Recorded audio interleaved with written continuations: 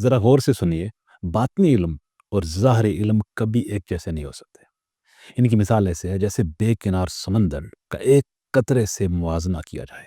انسان چاہے عقل، منطق اور دنیاوی سمجھ بوجھ کے بلند ترین مقام تک کیوں نہ پہنچ جائے، پھر بھی ممکن ہے کہ وہ اس ایک قطرے کا بھی مالک نہ ہو۔ تو پھر سمندر کی گہرائیوں، لہروں اور چھپے ہوئے رازوں کو کیسے سمجھ سکتا ہے؟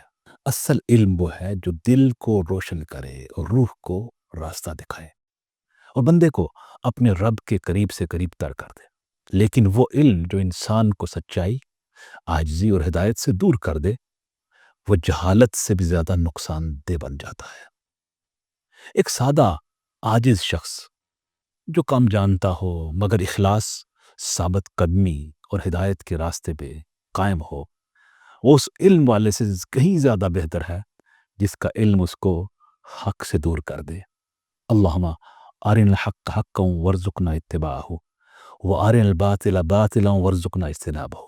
اے اللہ ہمیں حق کو حق دکھا اور اس کی پیروی کی توفیق عطا فرما، اور باطل کو باطل دکھا اور اس سے بچنے کی توفیق عطا فرما۔